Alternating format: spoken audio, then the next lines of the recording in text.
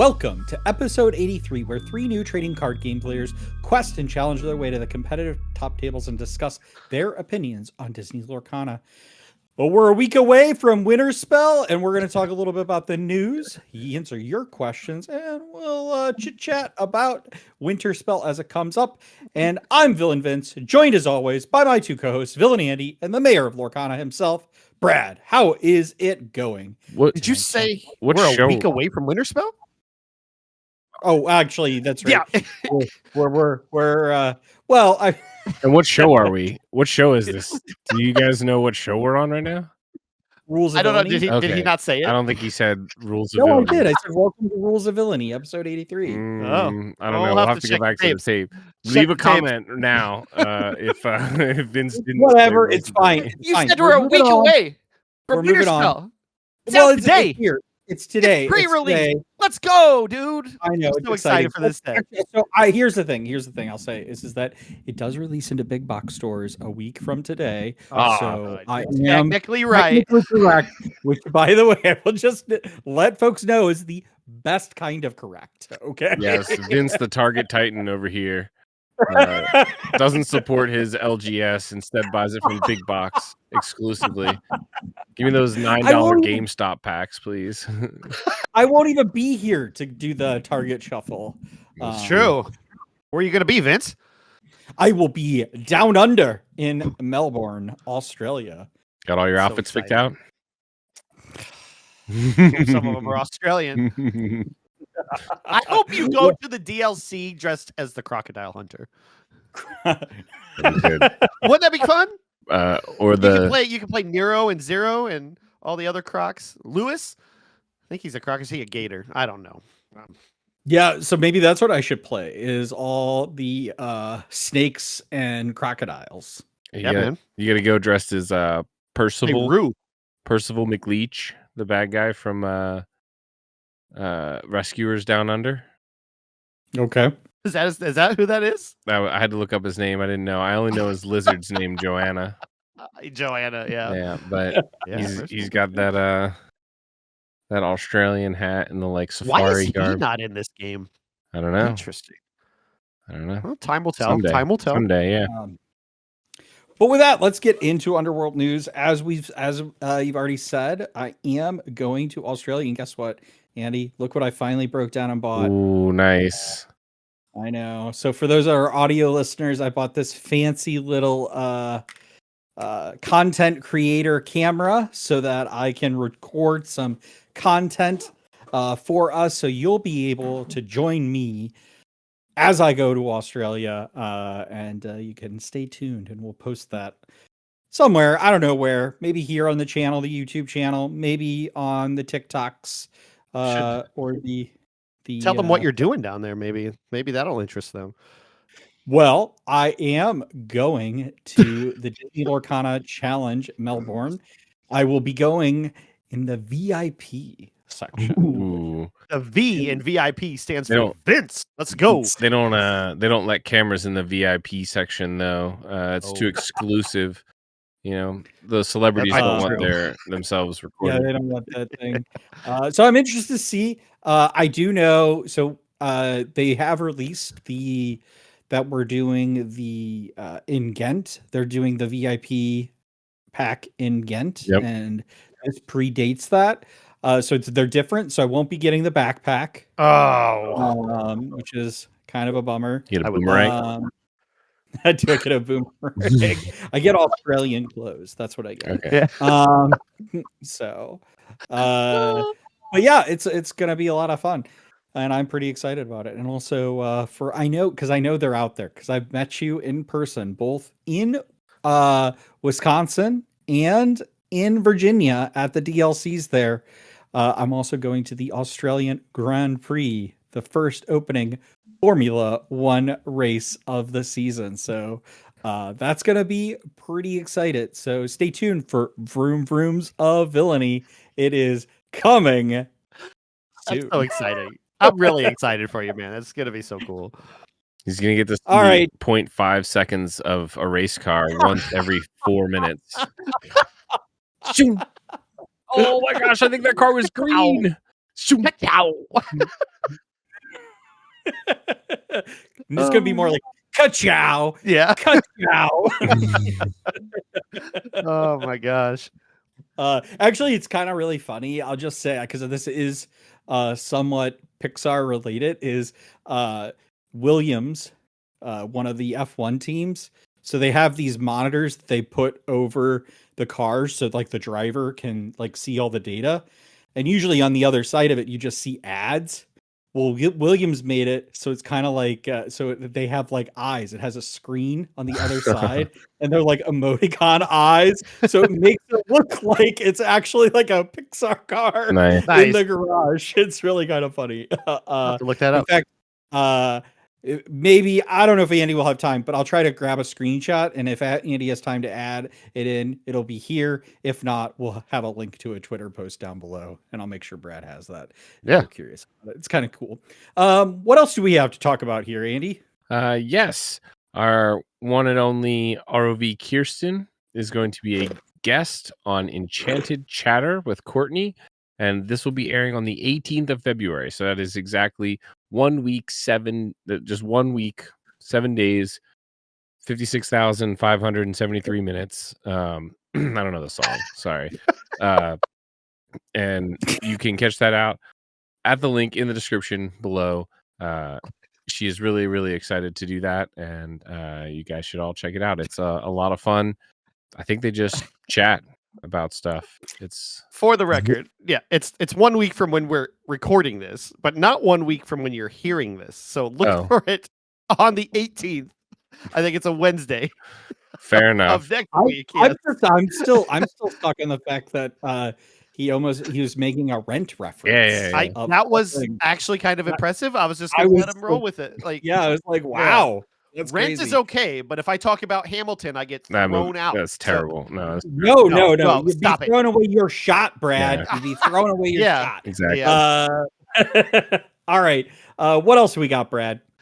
Just this last week, we got to spend a lot of great time with Heath over at Be Our Guest, going through the 4 drops of the new set and Winterspell. Had a blast doing that. He's got a whole video series, every single set. Can't implore you enough to go check that out. Except this time we recorded with him for 2 hours, but you only got an hour of Rules of Villainy because something happened with the system. And the first half of our 4-drop conversations with Heath is just gone into the ether. We don't have it anymore, but we decided tonight that we were going to speed run the 16 or 17 cards that you didn't get to hear us talking about with Heath, as Andy's doing the 6-7 motion here and always makes me trip up in my thoughts. I've lost all train of thought here. But yeah, we decided like right before the show, let's just speed run the cards that we didn't get to talk about on the show. But definitely check out his, because he has way more insightful opinions about these cards than me, for example. I don't want to speak for Vince and Andy. But yeah, why don't we get into it, guys? Yeah, that sounds good. So we're just going to pretend. That's a great point, Heath. So Tiana, warm and happy. I'm going to give this a C tier. C tier. This is going in C. That's a B to me. I like support. It's good. What about Nakoma? Nakoma 4/6. Pretty big body. I like it. B tier. Big booty. B tier for me. B for B big sounds booty. good. Chief Powelton. He's a 5/5 bodyguard, but he can't challenge. He quests for 1. This card made the thumbnail of Heath's video. This is S tier for me. I don't like it. I thought it was like C tier. I want to be challenging. Yeah, I thought it was going to be C tier too, but I Yeah. guess we'll put it in B tier. So we got Sarabi. Is that right? Sarabi. You never seen The Lion King before, Vince? Who is this guy? It's Simba's mom. It's been a long time. It has been a long time. 4/4, quest for 1, and can exert to -4 on strength on somebody. Pretty good. Average. Yeah, C. not bad. Yeah. Yes, Yeah. sounds good. B minus. Bambi. Boost 2. Whenever it exerts, put the cards from under him. No. It's whenever it Nope. exerts. Look at the top of your deck. Put a number of cards into your hand that are characters. I don't know. It's card Love draw. it. B tier. Yeah. Good. B tier for me. Really good card and constructed. I'm still torn on the boost in that, but yeah, B's fine. Read the card. Pocahontas, not Pocahontas. 4-cost, uninkable. Wisdom of the Willow is a 4-cost action for the rest of your turn. Whenever the character's quest, you may draw a card. I read that really fast. I'm trying to be really fast here. You may draw a card for every character that quests. 4-cost, uninkable. Don't love it. I think D low C. C tier. Yeah, I'm in C territory. Yeah. Drawing a card is great, and you're gonna quest. Yep. Alice, boost 2 whenever this character quests. Put all cards from under her into your hand. B tier for me. High B tier. Almost A tier for me. Basically the same as Bambi. Pretty good. Yep. Draw a card. Pretty good. Digger bouncing all the way. 4/3. When you play this character, you may bounce an item, location, or character with 2 costs or less to their player's hand. The D tier, not good. I don't like it. Yeah. I don't know. I think that's fine. Isis, Vanderchill, 4/4, 4-cost uninkable. Quest for 1 when you play this character, exert chosen opposing character. I have to give this card a little bit of grace because in the comments of Heath's video, somebody really gave him a hard time about ranking it as low as we did. But there are better cards that are coming up. I think it's a C minus. It's not bad. Yeah, not too bad. Christoph, Icy Explorer, names another card and discard. This is an F. Yeah. Yep. Absolute F. See ya. Bad. Sven, 4-cost uninkable, rush, challenger, +3 evasive. Plus for evasive, plus for rush, plus for challenger. I think its only downside is it's 3 willpower. Yep. Put it B tier. E tier, but this is A tier. This is A tier, but it's super rare, so it's rare that you're going to see it. But it's B tier. No way. Well, I mean, it's B tier, yeah. We put it in. No B. way. I would put it. You put it as B tier? Yeah. Okay. There's no S tier in his rankings. Yeah, but there's A tier. Yeah, that's the top tier. We put this. All right, we're speed running. All right, yeah. Color of the Wind. Colors of the Wind. 4-cost actionable song or 4-cost action song. Inkable. Each player reveals the top card of the deck. Draw a card for each different ink type that you have revealed this way. This is a B tier. You're at least drawing 1 card every single time, and with sealed, you might be drawing 2. So probably 2. Yep. 5 colors each. 6 colors each. It's friends. Big Mama. Requesting for 2, 3/4 ward. Ward ain't great in the limited format, especially when there isn't a whole ton of removal, targeted removal, that is. So yeah, this is a D tier for me. Ooh. Yeah, probably. It's worse, Tiana. Yep. Yao, uninkable 4/3 during your opponent's turn. This character gains a resist +2. Quest for 2. I don't like that it's uninkable. Is really its biggest problem. Yep. Same with Goofy. 4-cost uninkable, 4/4, quest for 2, boost 2. And whenever this character is banished, each opponent chooses and discards a card for each card that was underneath him. We saw some cool play lines when we talked about it. I think we ended up putting him in low C. F. I think for the time. F. We put him in F. We put him in F. F Okay. for frighteningly bad. Just because when a character is banished, like by the time you get this out, you're just not gonna have a ton of cards in your opponent's hand. Yeah. Yeah. And I think the one point to this, because you would have to turn 5 on this, and so like the best value you might get is getting to banish your opponent's card, like their last card. I think that's the one that he's made. But like, how often is that going to happen? So yep. Todd, playful kit. God, I love this art. I want it on playmat. Robinsburger, make this a playmat immediately, please. Thank you. So you get choices here, which is always great. Love choices. Gain 1 lore, or chosen character gains evasive until the start of your next turn. This is an A tier. It also quests for 2, which is pretty great too. Yeah, 2/4 quest for 2. And then finally, Donald Duck, Fred Honeywell, 4/4, Spirit of Giving. Whenever you use the boost ability of a character, you may put the top card of your deck under them face down. And during opponent's turns, whenever one of your other characters is banished, you may draw a card for each card that was under them. I think we had this probably in the C range because no, the y'all beat me down into D. This card is A tier, bro. This card is good. And constructed. I don't know that you're getting a lot of the effect in the I think it's though, right? Decent in limited. We did this is one we disagreed on. I think all of the good cards we talked about are boost cards. There's a lot of good boost cards, and if you're playing those anyway because they're good, why wouldn't you want to get an extra free boost out of them? It's also legendary, so yeah, you're not gonna find probably Yeah. won't see it. Yeah. I will say we did complete that way faster than we did on the episode because Yeah. that took about an hour to do. And now back to you, Heath, and the rest Yeah. of the villains. But absolutely, go check out that whole video. Heath is an absolute gem in this community and deserves all the credit that he gets for these videos every single set. So, and a big thank you to having us on again. I think that was our third time, or we're going for a 4-timers club next time. Yeah, so, 3-peat. We had a 3-peat. Absolute honor. we actually have to go 4 times because we need to make it work the next time. So Yeah. we'll be back. Yeah. We'll be back. All right. Let's move on to constituents corner. Take it away. We got one question from Jackalope Spam, which is also his birthday today. Happy birthday to you, my friend. Happy birthday. He asked, Just to be clear, it was his birthday 3 days ago by the time you're listening to this. 2 days ago, but yes. Also, it depends on when you listen, to be honest. 4 days ago. February depending 11th. on when you listen to this. February 11th. Winterspell hot takes and claims of overhype, please. That's a question. He put a question mark on it, so that's a question somehow. He's looking for hot takes and claims of overhype. Where are you guys starting at? Please? I don't know what Andy's going to say. I know I got a lot. I got a lot of hot takes. Well, everything hear Andy it. says Let's is a hear it. hot take, but Go he's going for to it, start with Andy. Amber Sapphire. I guarantee it. Amber Sapphire is overrated. I think. Yeah. I think it. So, all right. Let me say this: if we had recorded this like 2 hours ago, I would have like gone all in on Amber Sapphire being completely overrated. However, I have heard the first like inkling of what makes me think it might it was Sky and Thiago in a clip that were talking about a play line.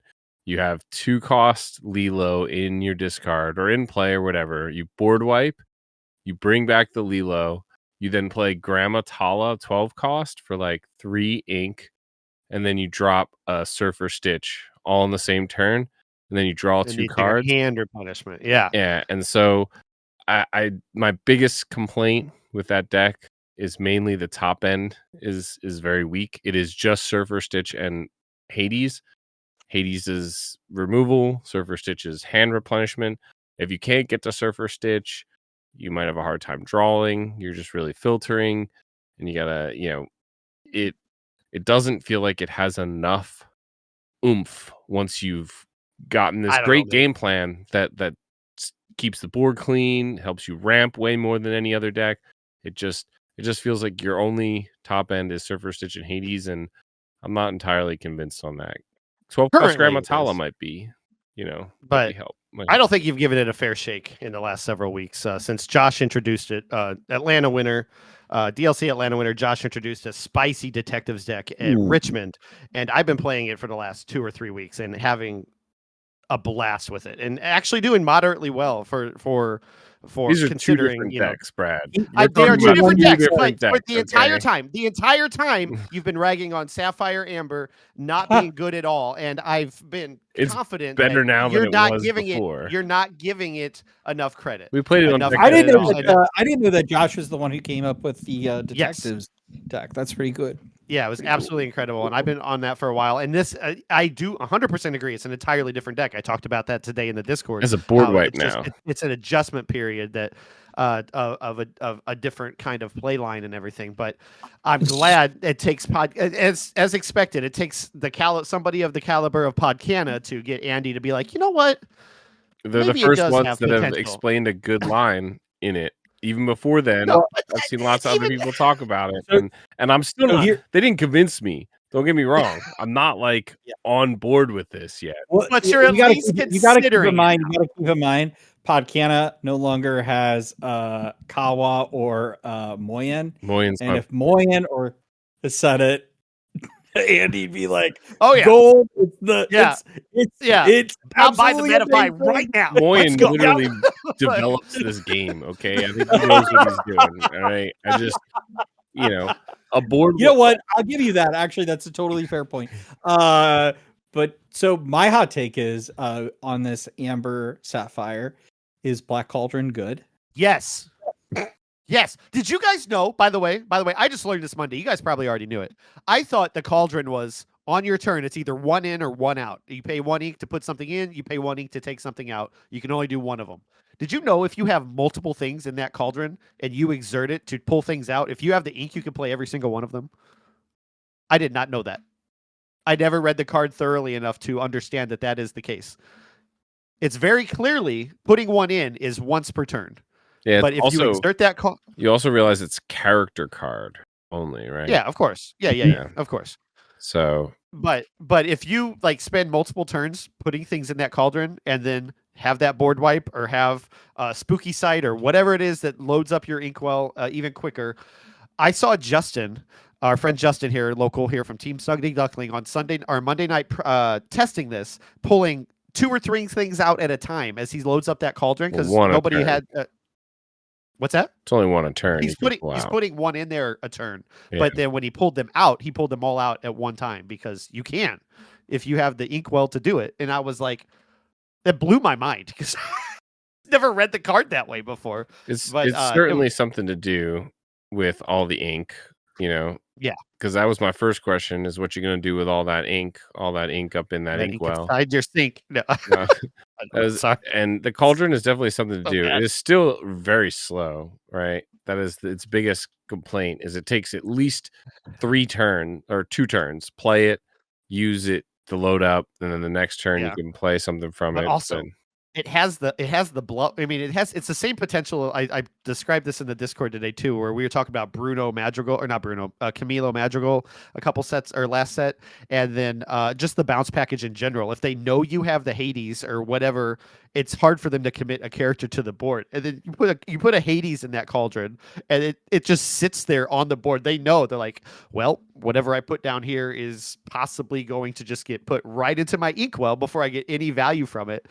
So you can use it as a potential of not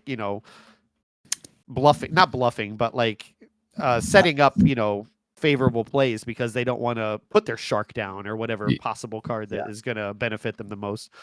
I will just say that Enchanted starting to rise in price. I got it too. That's one I actually pulled. The board wipe is really what does it, right? Because one Hades a turn is not enough to, one Hades every other turn isn't really enough to stave off a wide board, which we know is very possible in almost any ink color. Pairing, except this one because it only plays 4 characters. It just, the board wipe is really what put it into the conversation as a very viable control deck.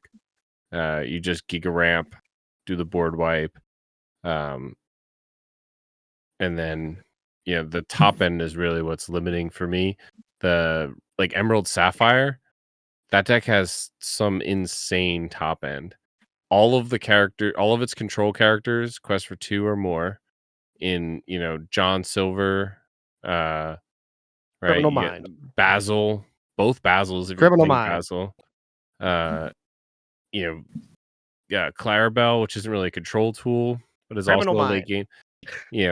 Okay, Prince Philip, Horseman Strikes. So we're talking about and Criminal Mind. 4, 8, 12, 16 of these. How many Criminal Minds you got there, Brad? 4. Right. Okay. So all of the top end, and then Amber Sapphire, it's Hades and Stitch, especially you talk about Cauldron, but that doesn't stop Hades, Let It Go, Into the Unknown, which are 12 of the removal spells Mufasa. in Blurple. So you play Mufasa. Maybe. I don't know. You got the ink for it. Hey, maybe you play Mufasa, right? I would. Yeah, man. It would certainly pique my interest because that is a top end card that when you play that, it's oh snap, Yeah. Stitch is a good one. 4/8 body on the Surfer Stitch is nothing to shake a stick at. And they just drew 2 cards. One of which is a Sail, the other's Depot. But it's fine. We're fine. This is fine. There's a lot of different variations of it right now. Sorry, Vince. Go ahead. What's your hot take? What's my... that Amber Sapphire is good. Is that a hot take, Brad, or are you just copying I believe all it. the blue? I believe it. Look, I'm just happy that the blue steel players found a new ink color to cope with. No, I don't know if I have a real hot take, honestly. I'm not as I've got a Brad hot not take. yeah, go for it. Amethyst Steel is a bad deck this set, and it always has been every other set, and I'll never play it because it's terrible. It's a boring deck. Well, it is not a bad deck this set. I- It's actually, I think, a pretty. I don't good think it's a deck. bad deck at all. I think I just think Amethyst it's boring. Steel is going to have the biggest drop off. You think so? Yeah, I You think think so? I think it is. It got- More than Blurple? no, I think Blurple is arguably the best deck right now. You know, it gets high rolled by the new aggro stuff, but Blurple is, I find that the Blurple matchup into Amethyst Steel is pretty bad. Has Blurple adapted the watched- spooky site yet with dogs and the other aggro builds that are going around right I now? You haven't think? seen it. I don't know No. if they run Spooky Sight. I might just to try it, but I watched our teammates Chip and Kristen play Blurple and Amethyst Steel, and I believe Blurple won every match, even after they switched decks. I could be wrong. I got a- I thought it was have a on the draw. I thought it was they were talking about on the draw that. Well, I mean, I watched Blurple stomp both ways. I watched Chip stomp Kristen with Blurple, and I watched Kristen stomp Chip with Blurple. I don't. Obviously, they played more games than the two that I watched, but and I know that a lot of the early like tier lists and rankings, people have Blurple up there along with dogs, usually 1 and 2 or both S tier or whatever. Blurple got a lot of really good tools. The one scary part for me in my testing has been that most of the tools Blurple got are counterintuitive. They're control tools, they're later game tools, things like the Pete, like the Scrooge McDuck, like even the idea, we talked about this before, Vince talked about how he really likes the bounce now. I'm kind of agreeing with that. The more I test it, I like the 2 cost magical maneuvers is really nice. But you know, the idea of just like playing one of the Cheshire or Genie and boosting it a bunch and then bouncing it to your hand to get a bunch of card draw, like that's great and all, but all of those tools don't do anything about the tree. They don't do anything about that new bundled up Lilo. They don't do nothing about just like the aggro dogs that exists and stuff. So they got new tools that are very, very good, but they didn't get any like anti-aggro tools really. They're gonna have to go to Spooky Site, which is not my favorite site to see. Related, I just got a message in Discord from our friend Tommy saying Blurple is so broken. So I don't know what he is referring to yet, but he is on the Blurple is on the top dog right now train. Told you. Yeah. I mean, it's I have still a way hot too take. early to tell, I think. But yeah, what's your hot take? It just came to me tonight. I was talking to Kristen when she came up to my Illumineers quest learn to play. We'll talk a little bit about that later. The dump truck. She thinks dump truck's coming back. And in a good Coming way. back? Where the fact yeah. Well, maybe not back. I love you, in dump the truck, sense- but I don't think you ever been there. I don't think you ever been there. She's playing around with dump truck and she's finding a lot of success in the early, like the 1-drops of Ilanwi, Basil, Stitch. Like there's a lot of 1-drops, early drops that the dump truck just takes away on play because he hits for 1 or 2. He hits for 1, right? 1, yeah. He's a Yeah. 0-1 uninkable hits for 1. I feel like you'd be Yeah. better off playing like cannons, right? But yeah, I guess I there don't is the bonus of like, you know, he's a body on board so that no matter what, if you top deck him late, you can play a character on board and they have to remove it to try and help you get that Yeah. lore. If you're playing that new Angel, which hot take I think is bad, Steel Angel. I tell you, one of our locals has it in his deck, and it's a good way that just having that ability with the fire of the cannons to take the 2 damage. I mean, I know. Here's the thing. I agree with you. I think it's generally a bad trade, but I think if you have the draw mechanics in a deck like in which Purple Steel doesn't really have a problem drawing cards because they can play thing like the Yzma, they can play the Dock, they can play their own Demonas to be able to refill their hand. You'd also pair that with the Olaf to be able to bounce back your Dock or whatever, Dock or Yzma or whatever to be able to protect it. Yeah, so I think in some cases, there's a synergy actually in some ways to be able to have that, so that you say you have an uninkable card in hand and you're gonna do like Yzma, or Demona and stuff. Basically, you put yourself in a little bit of a better position to be able to empty your hand to have more effective draw engine, I should say. Yeah, it's definitely good into aggro, right? It's definitely decent, I think, in the mirror, probably in an Amethyst Steel mirror, to be able to ping 2 damage here and there. But I really would rather play cards from my hand onto the board than discard them for 2 damage, because most characters I play to the board are going to be able to do more than 2 damage worth of value in some way. But it's certainly an option. 4 cost 3/3 is just so bad though as well. Like all of the other characters you're playing are much, much better. Think about how many times you miss a 1 or a 2 drop, then you hit 3, 4, and you can only strength for 3, and they've got a Cheshire or a Genie Dragon or a Lexington or a Genie Wish Fulfilled. Any of those you can't hit with your strength, but this one is just like easy pickings. I had an idea, but I'm gonna. What you play three? It didn't flesh out. No, I'm not gonna get into it. But no, I told Kristen I would shout out Dump Truck. She was excited to test him out, and we love Dump Truck here on the Rules of Villainy podcast. Former villain of the week, even so worth testing. Yeah. I could. Yeah. I've tested him before in other metas. Like, it's not the worst, but yep. You know what takes out a Dump Truck? Dump Truck. So bad in the mirror. We dumping. But yeah, that's all I got. Yeah, I mean, I have a lot more hot takes probably. Vince is muted. Vince is muted, so he's not going to stop me from any of my other hot takes. DLC Melbourne will be won by Ruby Amber. That's my hot take. The next hot take is F1 is really boring. No, I'm just kidding. Vince, sorry, I was muted. Well, we'll get into the main segment here. But Brad, how do folks ask questions?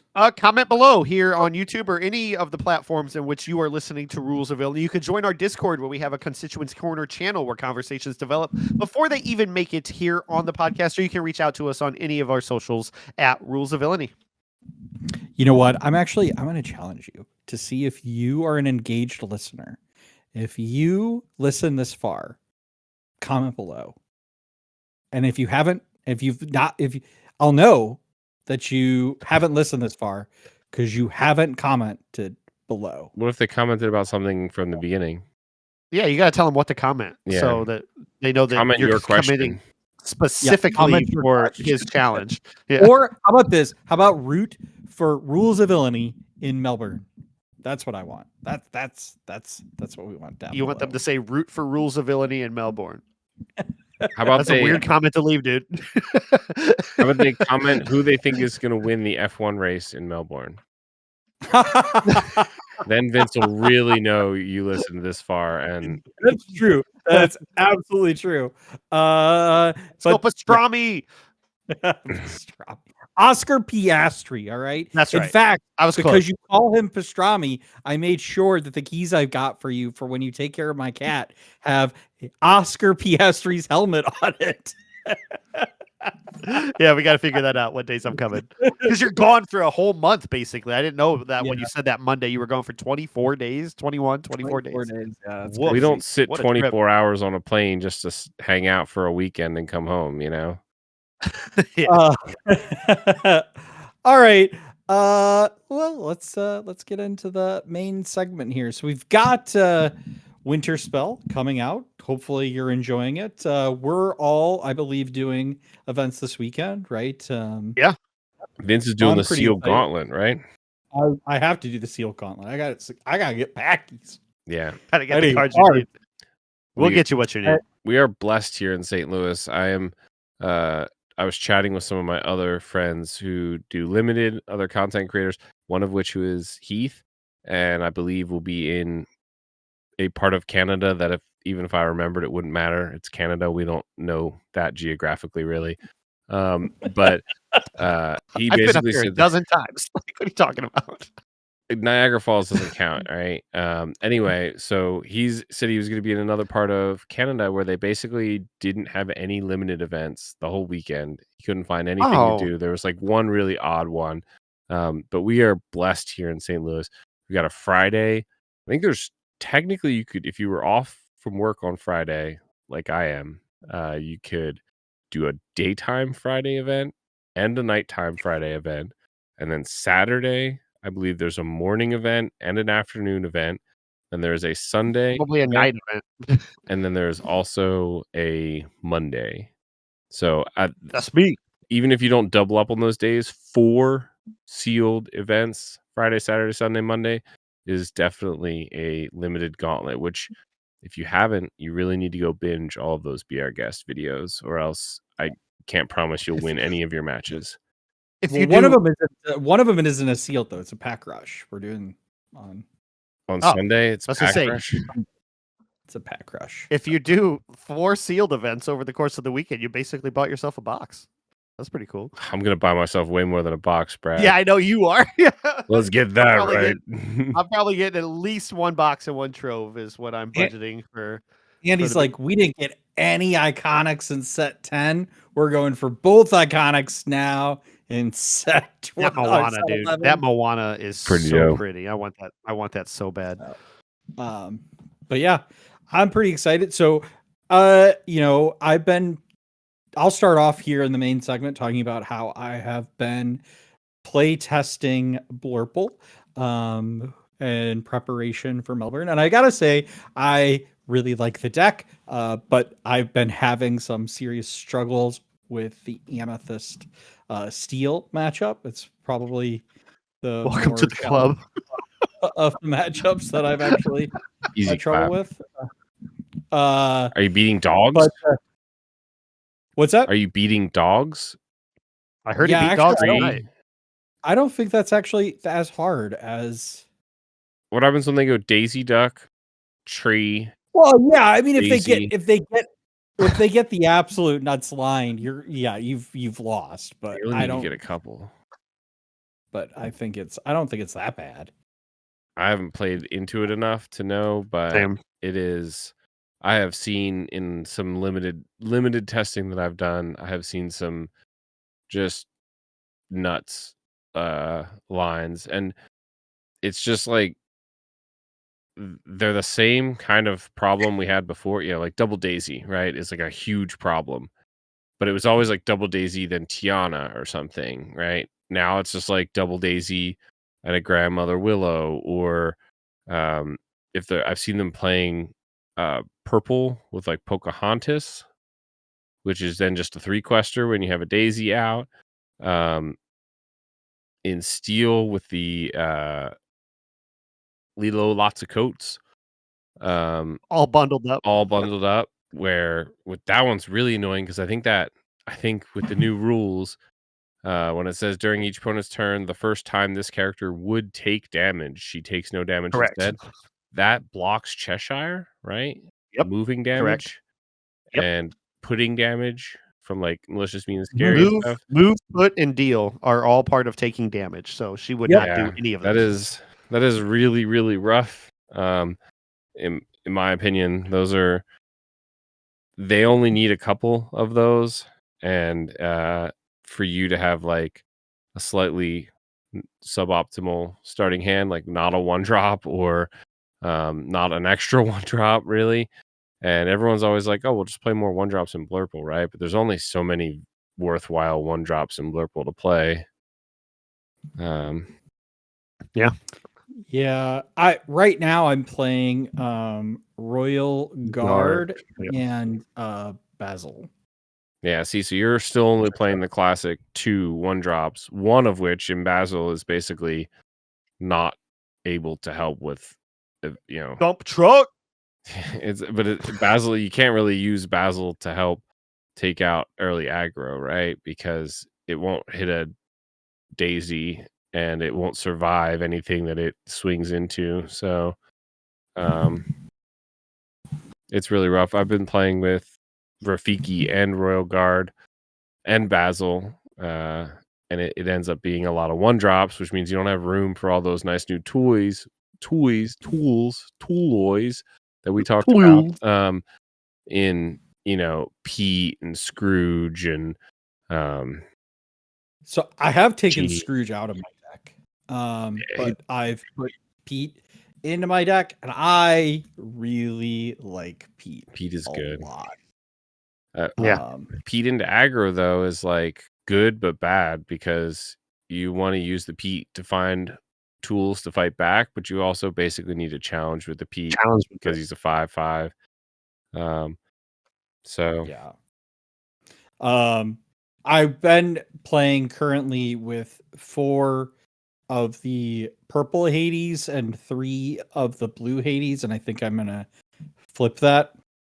3, 4. Purple Hades isn't guaranteed removal. There's nothing worse than having a handful of cards and needing to remove something, and they just let you draw 2 more cards, and you're like, no. Yeah, it's like I have been tinkering with a bunch of the different Iago answers, like the 2-drop.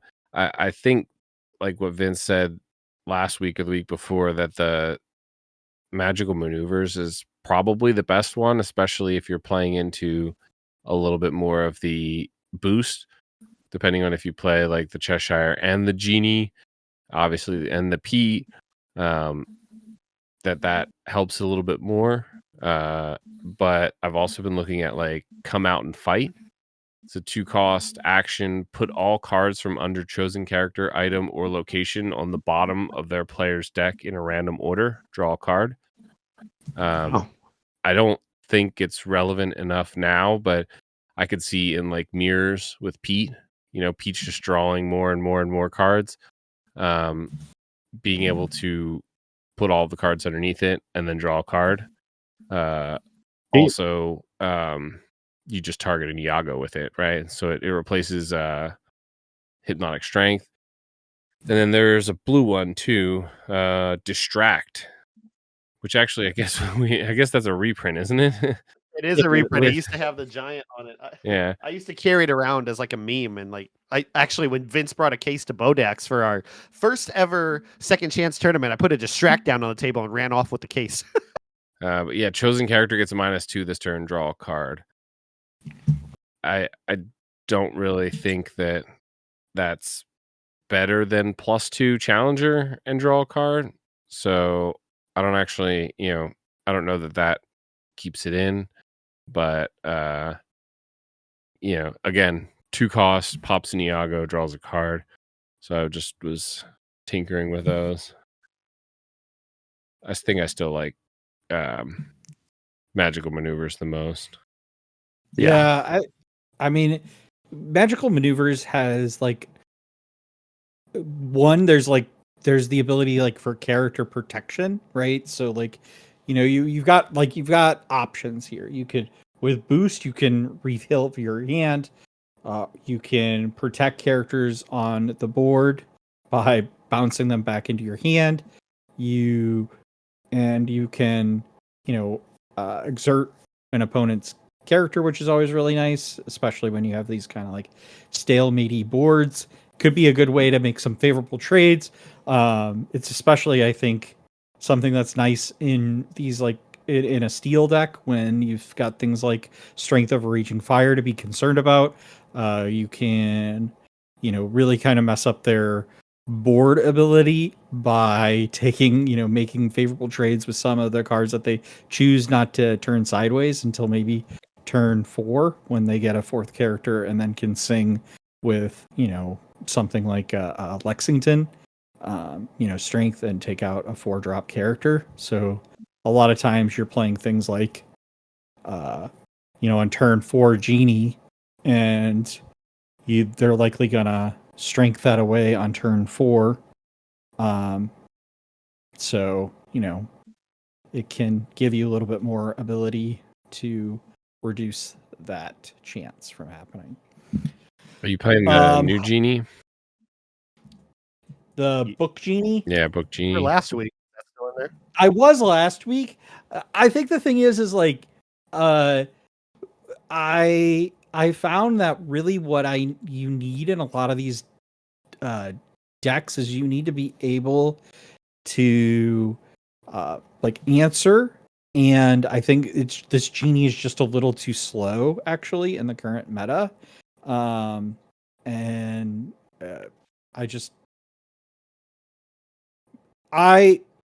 guess what I'd say is I would really like this Genie. I think if we had this Genie would be awesome. I want to test it out and say something like Infinity format when you can have more like bounce ability and stuff. I mean, imagine playing like Snake and bouncing this back into your hand as like card draw. That's actually like I think pretty decent.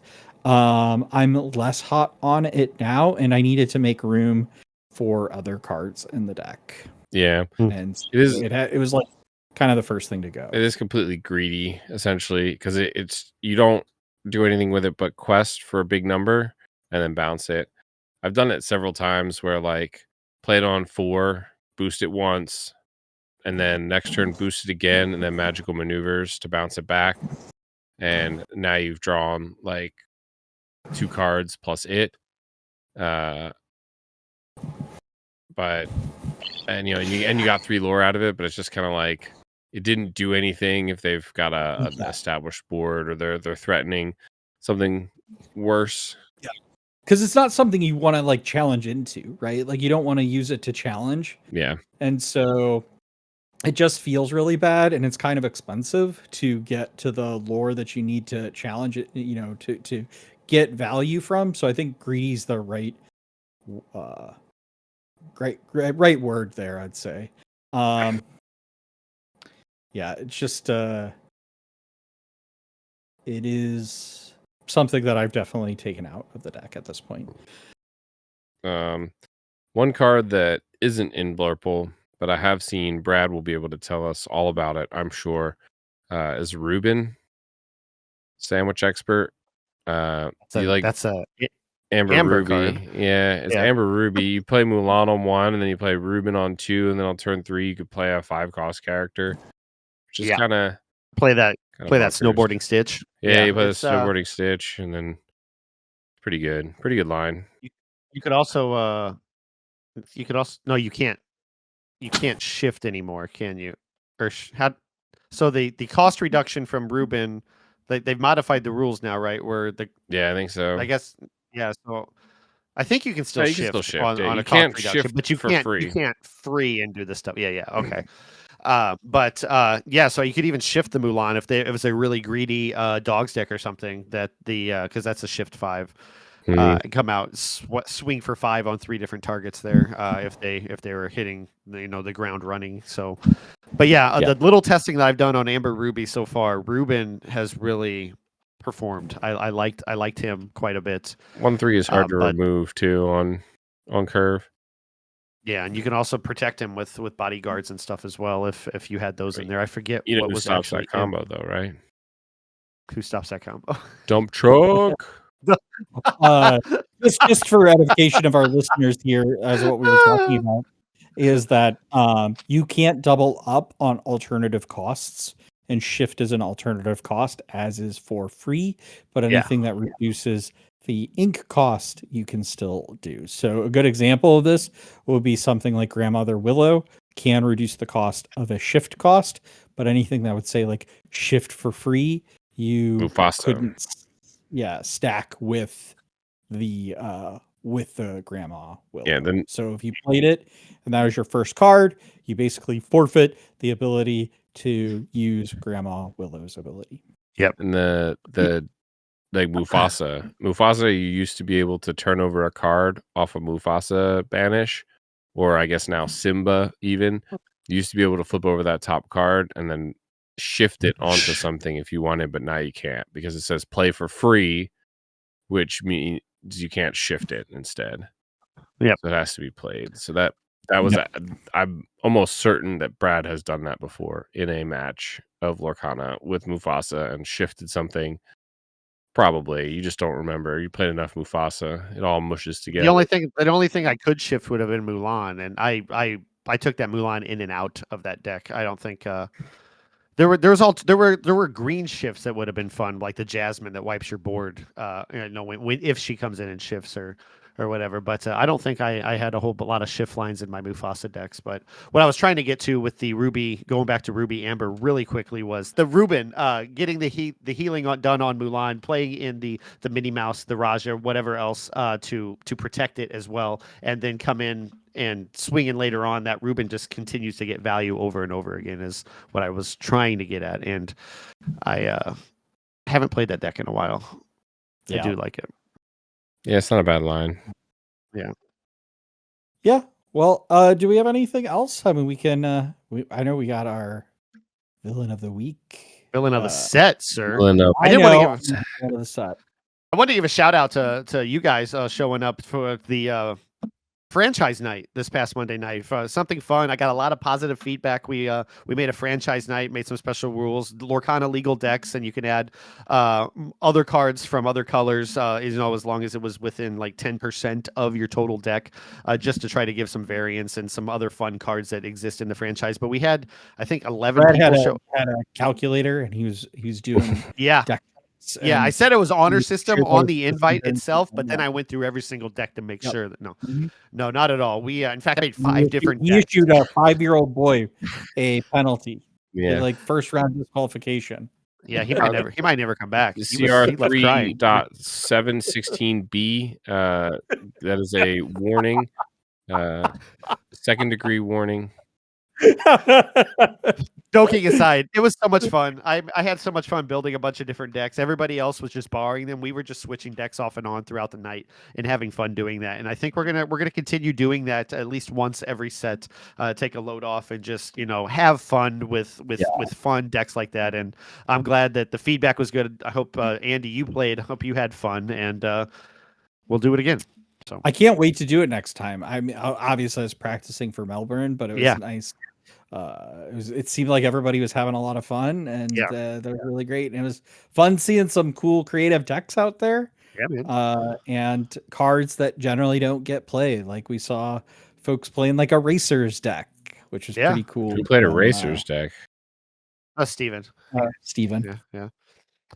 And if for those wondering, the 2 3-0s of the night were a Peter Pan, Amber Steel Peter Pan with a little bit of Amethyst in there as well, mostly Tinkerbells from Andy, Grapes Andy. And Kirsten did it with a Sleeping Beauty deck, which was, I believe, Sapphire Emerald. Is that correct? Yeah, it was Sapphire Emerald. Yeah, No Sapphire extra, Emerald, yeah. No extra colors, I don't think. Yeah, so shout out to them. I know Kirsten, every time she does really well in one of these events, I don't have a meta report for her, so I wanted to shout her out, especially to let her know that appreciate you having fun, coming out and showing how good you are at this game. And the world needs to know, so I will shout it from the rooftops, shout it from the podcast. Hopefully somebody here hears it, and they know that Kirsten from Rules of Villainy did well this past Monday night. She did well at another TCG event that we played at recently. Oh, yeah? As well, with you, Brad. Oh, shut up. We're not talking about that one. All right. That's not even a trading card game. It was that card game was pretty crazy. The meta's a little wild though. I think that that A card is a little overbalanced, a little overpowered. They need to nerf. She had no business calling me down with ace high. She only did it because it was me. All the letter cards are a little overpowered, in my opinion. They need to nerf them. Did you win it? she won that hand. She got fifth place. Fifth place. Yeah, she did really well. Like the card, it was wild. The hands that she would go in on would actually hit. Like her last hand of the night, she had no business calling, but she did it because she was just there having fun. And then she hit the card that she needed, only to get runner flushed to lose the tournament. But still, to get fifth place out of 30 people for never playing before is absolutely insane. She called me down with ace high when I was purely bluffing on a king high board that was representing like you have no business calling here. But it was me, and she really wanted to. She had my number, and it was. I just think she's a ringer. I think she's lying to us that she's never played before. Well, give her the Oscar because I think she fooled was everybody. like, I'm just gonna say I've never played. Turns out, like she's like a fan from several casinos. No, we had a blast, and I hope you can make it next time. Yeah. All right. Let's get into villain of the set. Whoa, boy, what? Oh, sorry. You guys want to read through the nominees while I close out the thing here? We had 18 people voting. Yeah, that's awesome. And a reminder, we do have pricing for this. Woo. I've got For the audio listeners, he's holding up a Mickey Brave Little Tailor binder from the Fabled we got accessories. we got a Pluto promo card Yeah. and some Rules of Villainy Rules of swag. Villainy A card. card. Yeah. We got a couple cards. We got Heck yeah. throwing a pin. I think we've got Ooh. maybe a All right. dice. So the nominees are Cinderella, Dream Come True, Hades looking for a deal. Headless Horseman, Terror of Sleepy Hollow, Kitty cat. Monstro, Infamous Whale, Might solve a mystery. Woo, I'm gonna say Demona, DuckTales first. Oh my god. Well, we just Scourge lost one viewer. That's for sure. of the Withering And it was Jam. Chip. Bye, Chip. Yeah. The horseman strikes a pumpkin. Tipo, Growing Boy, Prince Philip, vanquisher of foes.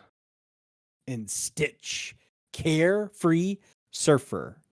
All right, Brad. And the winner is The winner Um, is at Brad's still 10 votes.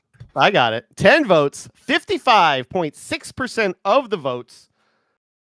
The Cheshire Cat, inexplicable. Ooh. Yes!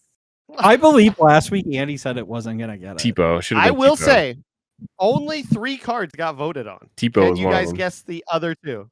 Cinderella was the Tipo. other one. Neither of those. Oh, Can you well, believe that? They were 22.2%. they were joke votes Demona? then. 22.2% for both of them. It was Demona, Scourge of the Wyvern Clan. Okay, hold on. And then the other one Prince Philip. was Probably Prince. I don't Philip. think it was Prince Philip. Horseman I would have Strikes. said probably yeah, I would have said Horseman Strikes. Hades. It is Prince Philip, Yeah. Okay. Vanquisher of foes. I can't believe nobody 18 voted votes. for Tipo. Y'all are banished to me. Or inked or put into the inkwell, face down and exerted. All right. But as Vince said, we do have a prize to give away. Thank you to the 18 of you who did vote for our new villain of the set. 18 people voted. I have a wheel here. I am going to record the wheel here. And spinning now. Good luck to everybody.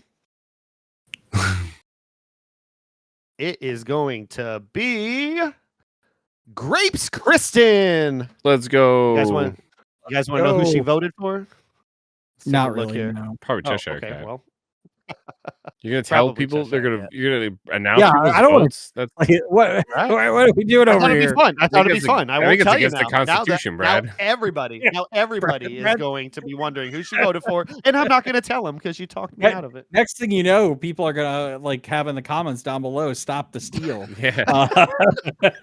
Does she have to have voted for the winner in order to get the prize? Is Nope. that- Nope. Okay. I just thought it would be fun. When I realized I could export the votes from Google Forms to Excel, it shows me who voted for what, and I was like, I could probably see it in the form too, but it doesn't matter. Voting's supposed We're to be past all anonymous, that. Brad. We're past all that. Wow. Now other people are going to vote because they're not going to want to get judged by Brad. I don't want over people here. to know that I voted for Cheshire Cat or Demona or whatever. All right. Well, congrats to Cheshire Cat Inexplicable. You have been voted the villain of the set. That's probably the best card of the set, right? Like, absolutely. people were saying that for a long time. It's not part of this set. Y'all are sleeping on the growing sun, all right? Just wait till he's a grown man, and then people are gonna be like, "Oh yeah, he's Well, gonna that's grow up fine. sometime." You can let us know in the comments down below whether or not you agree with the popular opinion of Cheshire Cat. You can see if Andy will convince you that Tipo Growing Boy has been cheated. But we hope you've enjoyed this episode. If you're joining us on audio, please rate and review us on Apple Podcasts, Spotify, or wherever you listen. And if you're joining us on YouTube, which if you're not, you really should. We've got a lot of fun going on over here. Be sure to hit that like, subscribe, ring that bell to be notified of all of our amazing content.